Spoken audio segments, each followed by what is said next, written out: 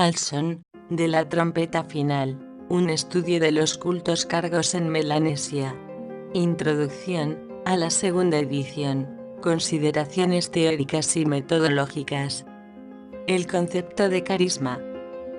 Una de las recompensas de leer a Marshall McLuhan es que me permite hacer que mi amigo, Horace Morris, se sienta molesto por no haberlo leído, del mismo modo que en el pasado le hice sentirse inseguro por no comprender el compromiso, y la enajenación, y no saber lo que era el carisma, y pensar que la música pop era algo malo, después de que todos nosotros hubiéramos comprendido que era algo bueno. El modo en que funciona la difusión de ideas entre nosotros, es que primero, mi buen amigo, Christopher Crumble, oye hablar de ellas y me hace sentirme inseguro, entonces, me pongo al corriente y hago que Horace Morris se sienta inseguro. Cuando Horace descubrió el significado y la omnipresencia del carisma, por ejemplo, yo ya los había desechado. Nadie me parecía carismático, ni siquiera Harold Wilson o David Frost. Yo estaba con la simbiosis, y Christopher Crumble, el Speedy González del intelecto, se encontraba ya lejos de la simbiosis, en el yo, tú, o incluso, de viaje. Michael Frayn, de Observer, 18 de junio de 1967, esta cita bastante frívola de la obra de un importante humorista inglés, indica muy bien hasta qué punto el concepto de carisma, en una época confinado a círculos eruditos restringidos, se ha convertido hoy día en una de las monedas más populares en el mercado de cambio intelectual. Cabría alegrarse de esto, si el término resumiera un nuevo conjunto de ideas, hasta entonces indebidamente confusas, si hubiera un grado razonable de consenso respecto a su significado, y si por lo tanto, hubiera alguna coincidencia en el modo en que se usa en el trabajo real de investigación. Dadas estas condiciones, la comunicación de ideas resultaría mejorada. Un concepto hasta ahora limitado al mundo académico se pondría a disposición de un público más amplio, y más gente podría pensar, de modo más claro, sobre la acción social. Sin embargo, es dudoso que el concepto de carisma esté a la altura de estos requisitos, por lo que respecta a la claridad de su significado, la novedad de las ideas que incluye, o en términos de algún significado central suscrito por todos los usuarios. El carisma, según Max Weber, que lo introdujo en el repertorio habitual de conceptos de la sociología moderna, se refiere a cierta cualidad de una personalidad individual, en virtud de la cual es puesto aparte de los hombres comunes y tratado como si estuviera dotado de poderes o cualidades sobrenaturales, sobrehumanas, o al menos específicamente excepcionales. Estos no son accesibles a las personas ordinarias, sino que se consideran de origen divino o ejemplar, y basándose en ellos, se trata al individuo en cuestión como líder. Sin embargo, la utilización más corriente del término, en uso actualmente de moda, parece querer decir poco más que personalmente popular o magnético. El origen del término parece estar estrechamente relacionado con la subida a la presidencia de los Estados Unidos de John F. Kennedy, a quien los periodistas consideraron peculiarmente atractivo para el público en general.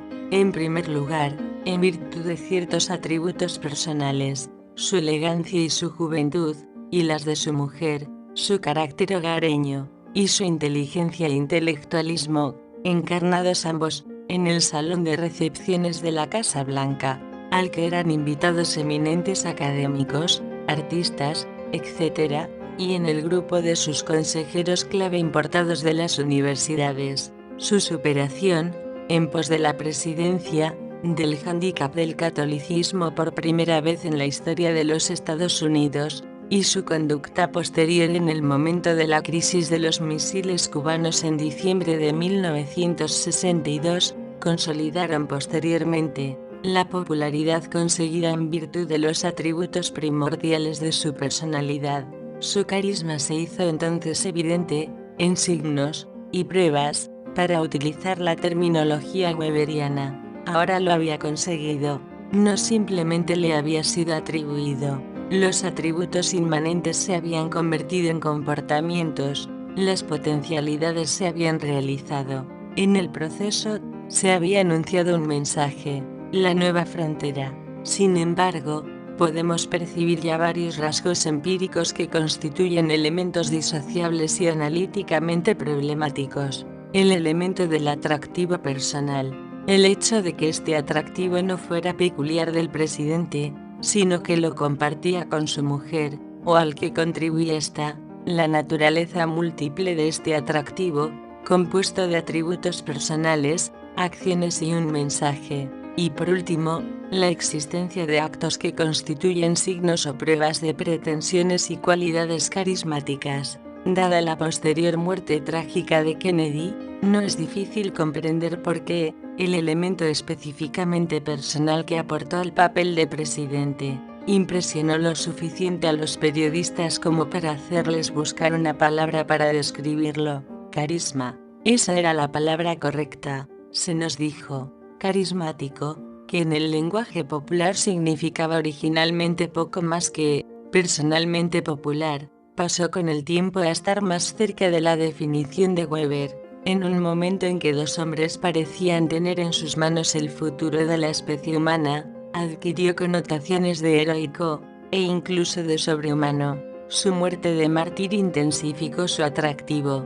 La segunda razón por la que este concepto se puso repentinamente de moda, es atribuible a la rápida aparición de movimientos nacionalistas, especialmente en África, en la década de 1960. Dado que estos tuvieron generalmente un desarrollo rápido, un éxito repentino, y estuvieron encabezados por un dirigente que contaba con el apoyo de las masas, los científicos sociales encontraron adecuada la etiqueta de carismáticos. A menudo, esta se convirtió en un sustituto del análisis minucioso de su organización política y de su ideología. Ha sido, pues, un concepto de considerable ambigüedad, y por consiguiente de dudosa utilidad, intercambiado y usado, sin embargo, con más frecuencia, como de pasada e intermitentemente, en las investigaciones empíricas que como concepto central en torno al cual se hayan construido esquemas teóricos.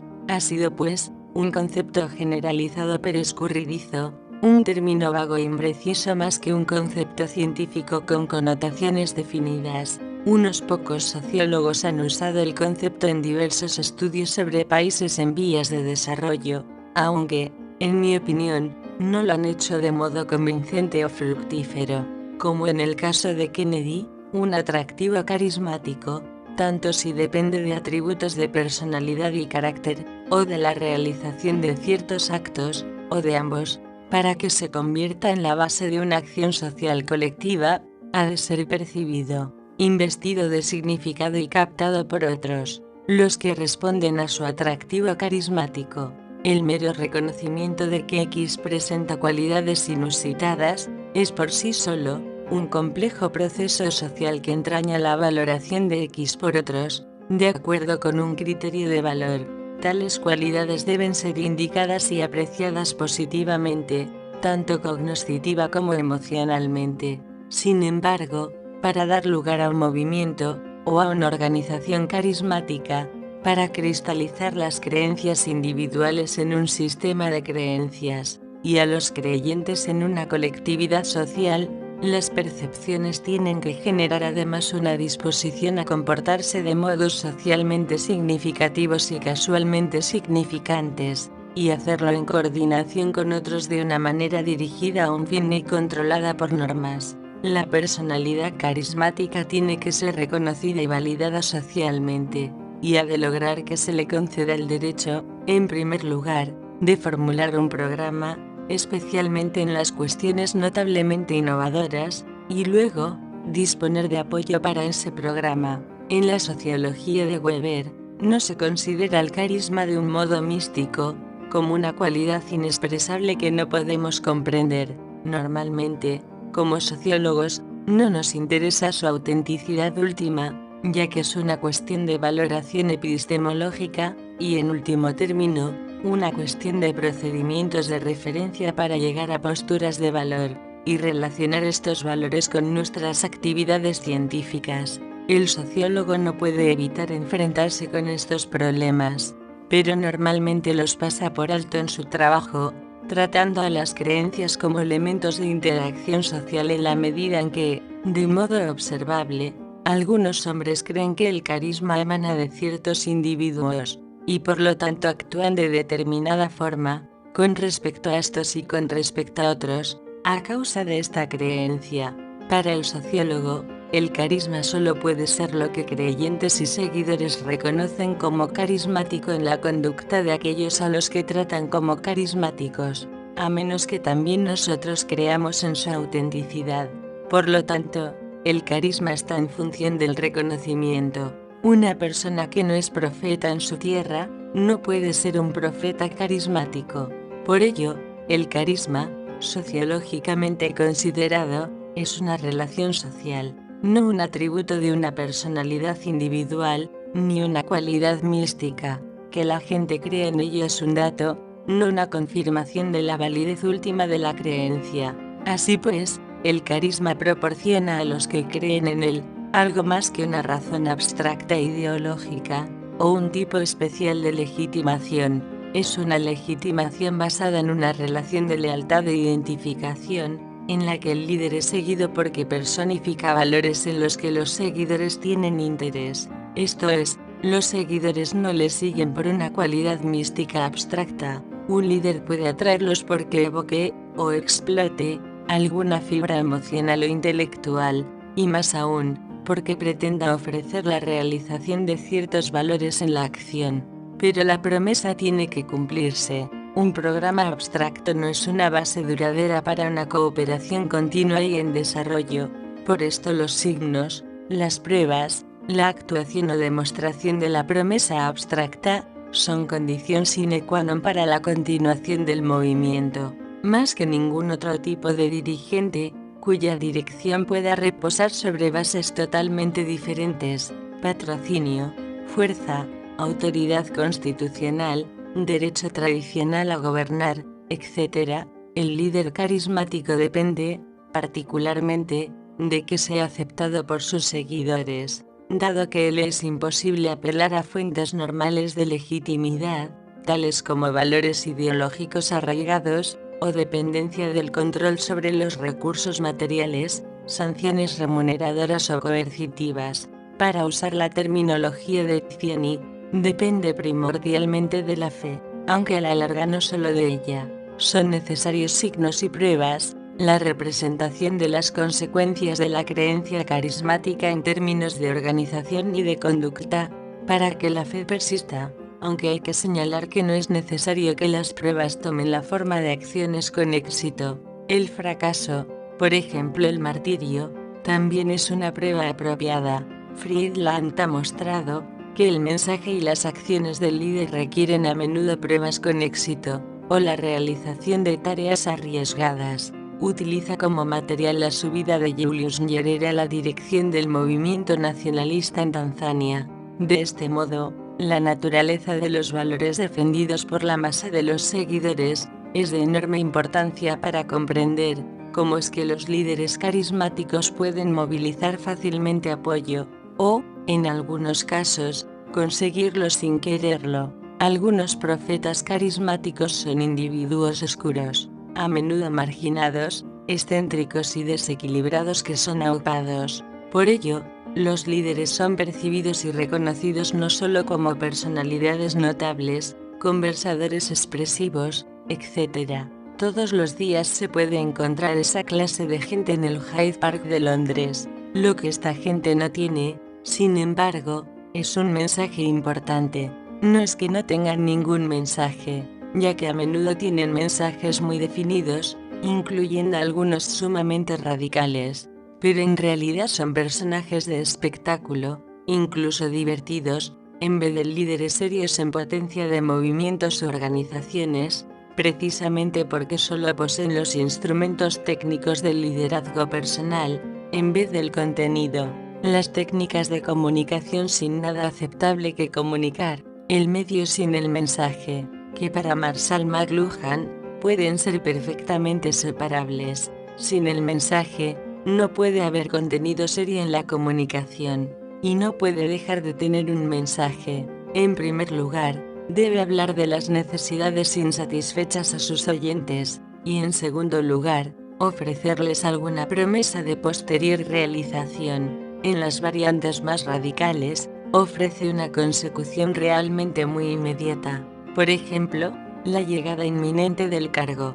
Como dice Friedland, en suma, aunque hay una multitud de gente con mensajes, deben ser importantes para los grupos sociales, antes de que comiencen a ser recibidos y se conviertan en la base de la acción. Así pues, los seguidores, de modo dialéctico, crean, seleccionándolos, a los líderes, quienes a su vez, mandan basándose en esta legitimación recién concedida. El modelo no es un modelo unidireccional, como en la famosa descripción de Mills de la sociedad de masas, tipificada, entre otras cosas, por el hecho de que son muchas menos las personas que expresan opiniones que las reciben, por un sistema de comunicación en el que al individuo le es difícil o imposible dar una respuesta inmediata o efectiva, por una situación en la que la realización de una opinión mediante la acción es controlada por las autoridades que organizan y controlan los cauces de tal acción,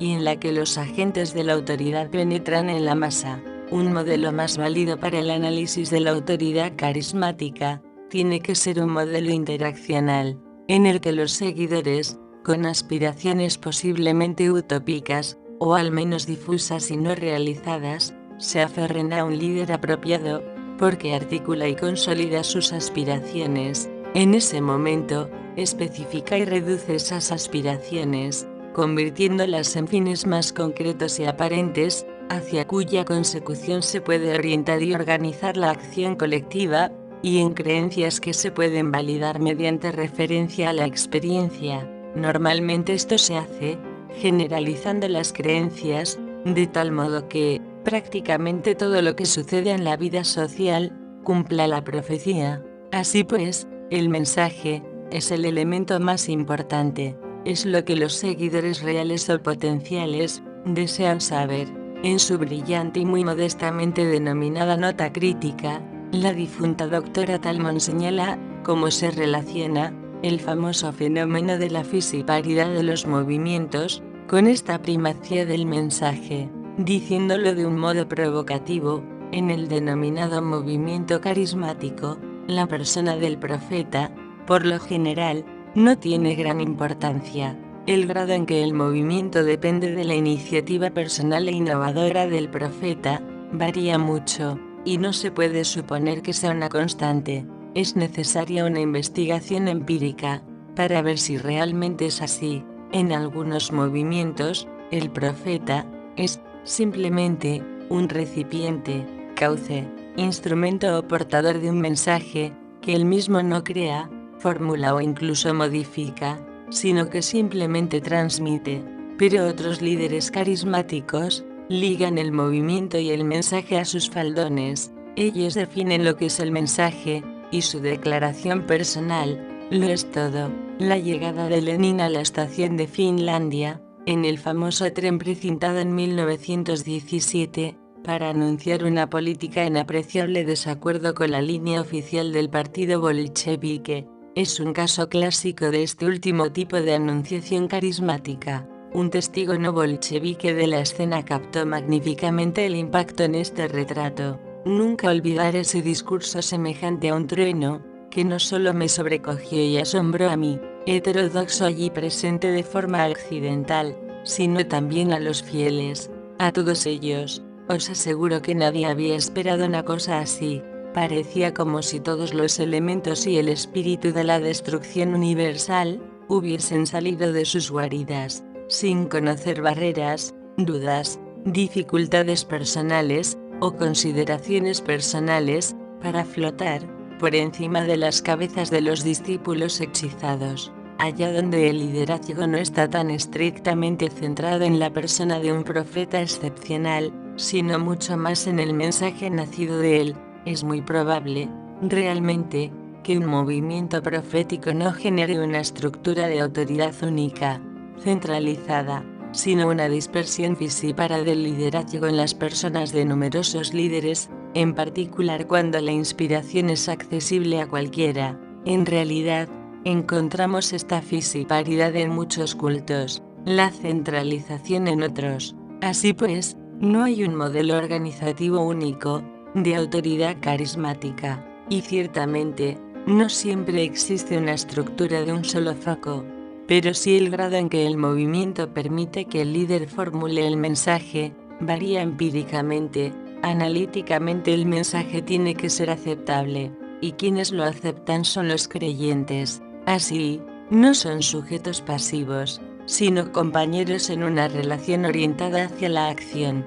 Por supuesto, el impacto de Lenin no era puramente personal innovador, ni dependía solamente de su mensaje. Tenía que formular un mensaje que, aun siendo innovador, se concibiera dentro del contexto de la teoría marxista establecida. Evidentemente su mensaje tenía que estar en consonancia con los supuestos comunes a él y a su auditorio. Pero por encima de esto, fue capaz de comunicar un mensaje así, solo en virtud de su posición eminente como líder bolchevique, es decir, dentro de una estructura sumamente burocratizada. El peso que recae sobre el líder en instancias empíricas, y la interacción analítica entre líder, mensaje y seguidores, no se distingue del todo en el siguiente pasaje de Talmón, por lo demás muy útil, al tiempo que señala que hay movimientos en los que líderes inspirados y enérgicos han desempeñado un importante papel en la génesis y en el desarrollo del movimiento.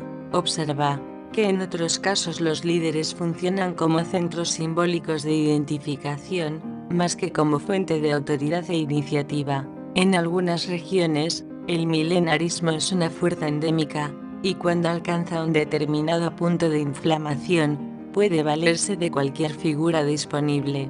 En ese caso, la iniciativa proviene principalmente de la comunidad, que a veces impone casi la posición de liderazgo a su líder.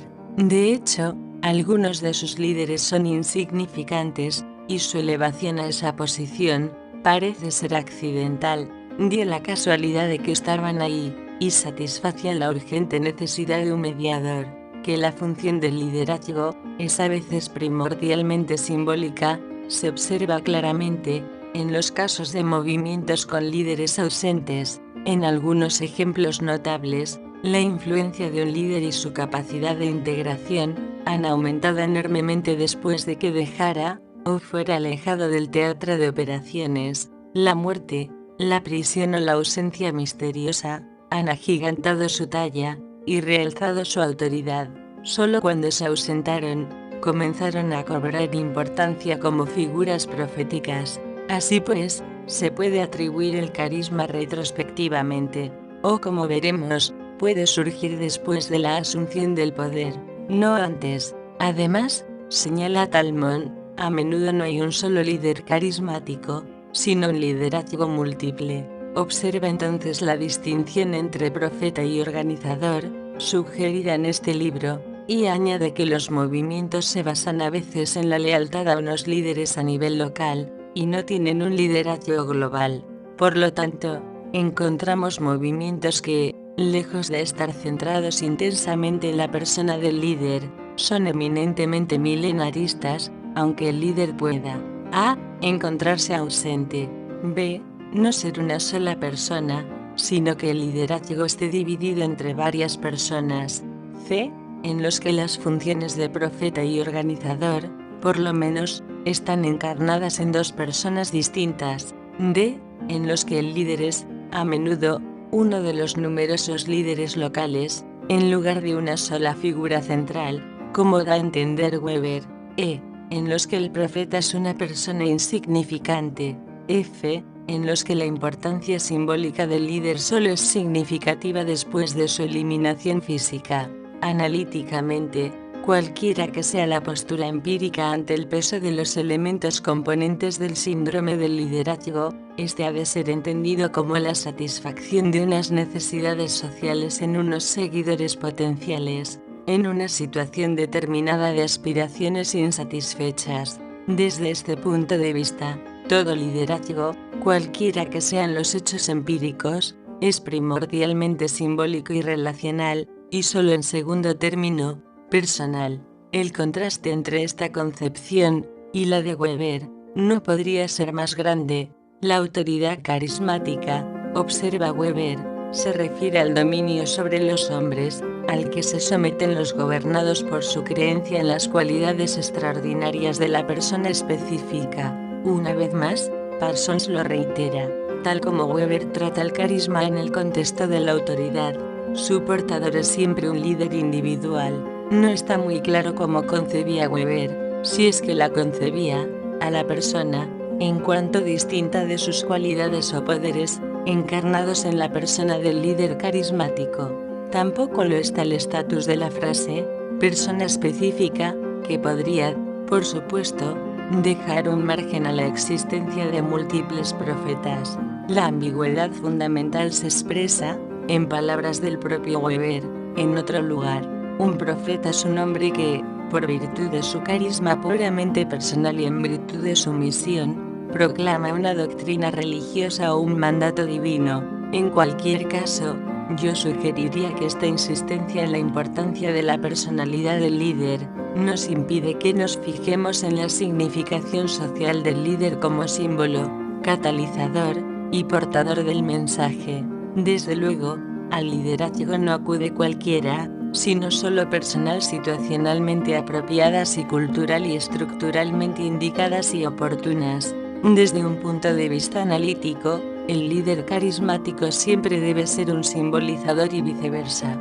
Todos los movimientos siempre deben proyectarse y organizarse intrínsecamente en torno a símbolos, ya sean personalizados o de cualquier otra clase.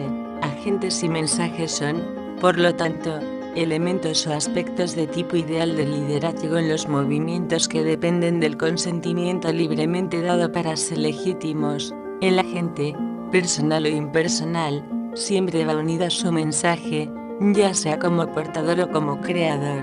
El mensaje siempre debe ser comunicado a través de agentes. Cualquier movimiento dado presentará estos elementos ineludibles de tipo ideal, en diferentes grados. El mensaje, en cuanto distinto de la teología, la ética de Weber, está también muy condicionado por la cultura. De que, si permitimos que nuestra atención se centre exclusivamente, o incluso primordialmente, en el elemento líder de la relación líder-seguidor, perdamos de vista lo que sociológicamente es más importante, a saber, la relación entre los dos elementos. Esto supone, en el peor de los casos, aceptar sin más las pretensiones ideológicas del movimiento carismático, como si las pretensiones tuvieran un estatus de verdad ontológica y no simplemente sociológica. El carisma no es una explicación de la conducta, es un dato, un elemento en el análisis sociológico, algo en lo que cierta gente cree. Esta insistencia en la persona del profeta es también una visión no sociológica de la conducta organizada, ya que, implícitamente, supone que la relación líder-seguidor no es reflexiva, sino unidireccional, de arriba abajo. Inicialmente, por supuesto, no hay ningún arriba en lo que luego será un movimiento carismático. Para llegar a ser un líder, el profeta debe, en definitiva, ser reconocido y aceptado y luego, investido de legitimidad, y por último, de autoridad, o, para utilizar la terminología del propio Weber, más tradicional pero menos matizada, el liderazgo carismático se transforma en autoridad a medida que se desarrolla el movimiento. Para lograr esto, el líder debe tocar, como hemos visto, la fibra sensible de su auditorio, esto es, el líder carismático es una personalidad catalizadora. Su función catalizadora consiste en convertir la solidaridad latente en acción política y ritual activa. Por lo tanto, tiene que hacer algo más que evocar respuestas psíquicas privadas, si quiere convertirse en líder. Debe generar modos de acción y de interacción. Debe crear una organización o estimular su creación. Esta es la segunda fase, profundamente social, en la génesis de este tipo de movimientos sociales. Sin embargo, si el mensaje es básicamente lo que los seguidores desean saber, su realización es lo que desean lograr. Pero en la naturaleza de las cosas no se encuentra el fin del mundo. Lo que se puede realizar es la consolidación de un movimiento orientado hacia tales esperanzas quiliásticas, aunque éstas deban ser aplazadas. En realidad, en este punto, el culto quiliasta inmediato sufre por lo general un desplazamiento de los fines, o siguiendo el tipo de terminología usada por Etziani, hay un desplazamiento del objetivo, una sucesión del objetivo y una modificación del objetivo. Dicho más brevemente, otros objetivos suceden a los originales, ya que no se puede producir el fin del mundo por encargo especial, o a la hora exacta, se tienen que producir modificaciones de la profecía original y explicaciones de su fracaso.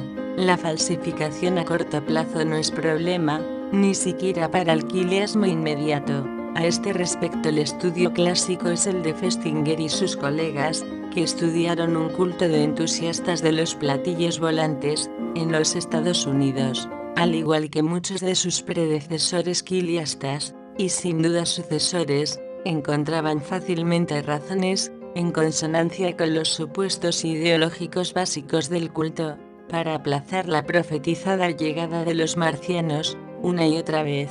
Sin embargo, esta redefinición de la profecía, solo es seriamente necesaria en los casos en que la profecía es sumamente específica. Por ejemplo, cuando la llegada de los marcianos, o el fin del mundo, tiene que producirse en determinada fecha, en determinado momento y en determinado lugar. Sin embargo, las profecías varían desde las muy precisas, hasta las extremadamente vagas, profecías esponjosas, como las descritas por Lofland en el culto del día del juicio final, no hacen necesaria tal manipulación, ya que los macroacontecimientos a nivel nacional e internacional, así como los más mínimos sucesos locales, eran considerados como copiosas confirmaciones de la verdad de las creencias básicas y esponjosas del culto. Así pues, se considera que todos los acontecimientos constituyen confirmaciones simbólicas fragmentarias de creencias cósmicas más amplias, guerras particulares o asesinatos locales como manifestaciones del reino de la bestia futuro, o quizás ya presente. La creencia es tan vaga, tan ambigua, tan generalizada, que ningún acontecimiento particular puede constituir, posiblemente, su falsación. A la inversa, con un estilo de profecía bastante esponjoso, se pueden interpretar todos los acontecimientos como confirmación positiva de la profecía. Profecías más precisas se enfrentan con el serio problema y perspectiva de la infirmación. No se trata de que la experiencia confirme la verdad de cualquier proposición ideológica, como algunos escritores parecen dar a entender en su sensibilidad a la relatividad del movimiento. La infirmación existe. En Europa occidental, uno de los principales procesos culturales del siglo pasado fue la pérdida de la creencia en los dogmas cristianos. El problema de la redefinición del dogma, normalmente generalizándolo tanto que resulta difícil refutarlo, es común a todos los sistemas de creencias, ya sean cultos cargo, sectas cristianas, o filosofías seglares de la historia que conlleven enunciados acerca del futuro. La profecía se encuentra más sujeta a la infirmación cuando es precisa y contrastable, es menos vulnerable cuanto más vaga, pero las creencias que apuntalan a las profecías, y especialmente las creencias religiosas, a diferencia de las propias profecías, ya sean precisas o esponjosas, son siempre, y necesariamente, generales, y por lo tanto, intrínsecamente susceptibles de ser estiradas para hacer frente a los hechos nuevos o inesperados. Aún así, tiene lugar una infirmación a largo plazo de la pertinencia de las creencias más básicas, así como una falsación a corto plazo de las profecías inmediatas.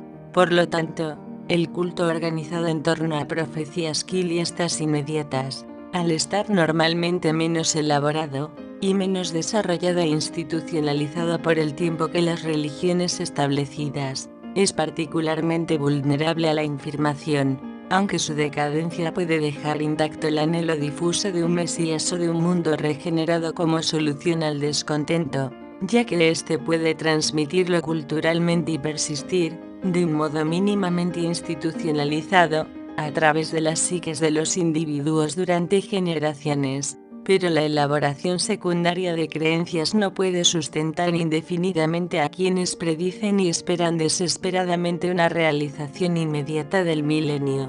Por ello, se debe eliminar la inmediatez, si se quiere que el culto sobreviva. De este modo se reemplaza la inminencia quiliástica, como vemos en muchos ejemplos de este libro, por una promesa más difusa del futuro acontecimiento. Los cultos que han persistido no solo durante años o décadas, sino durante siglos, lo han hecho convirtiendo rigurosamente la inmediatez quiliástica en una forma de milenarismo remoto, último y por lo general alejado del mundo, que no se puede falsar fácilmente. En definitiva, el estado profetizado solo se realizará en la otra vida, completamente fuera del mundo cotidiano, examinable. Realmente, este tipo de creencia es irrefutable en términos de una simple prueba de la experiencia pragmática, porque su punto de referencia es trascendental y espiritual, de ahí que constituya, junto con la famosa falta de sentido de Weber, una de las fuentes eternas de la fe religiosa. Deriva de necesidades psíquicas que informan o subyacen a toda una gama de tipos y casos de dogmas específicos que, en consecuencia, se sostienen con gran tenacidad y devoción. Pero el fracaso de la profecía se puede compensar mediante tácticas mucho más radicales que la simple reforma de la profecía. Se puede reemplazar por una forma totalmente diferente del sistema religioso filosófico, ya que el quiliasmo es solo un modo de proporcionar esperanza y significado, y cauces de acción. Hay otras alternativas religiosas y no religiosas. Si no se puede confiar en el fin del mundo, al menos se puede cambiar la situación subjetiva del individuo de tal modo que el mundo se convierta en un lugar más tolerable, o de tal modo que los acontecimientos del mundo sean reinterpretados radicalmente, y sean dotados de nuevos significados. En definitiva, la continua y obstinada existencia del mundo puede ser superada mediante la retirada de él, como en las comunidades utópicas religiosas, el monaquismo, o el misticismo ascético, si el mundo lo permite. A partir de entonces, lo que pasa en el mundo es de mínimo interés para el creyente, o puede tener un interés subsidiario, ya que muchas de estas comunidades no renuncian completamente al mundo, realizan buenas obras, envían a miembros para que trabajen en el mundo exterior, etc.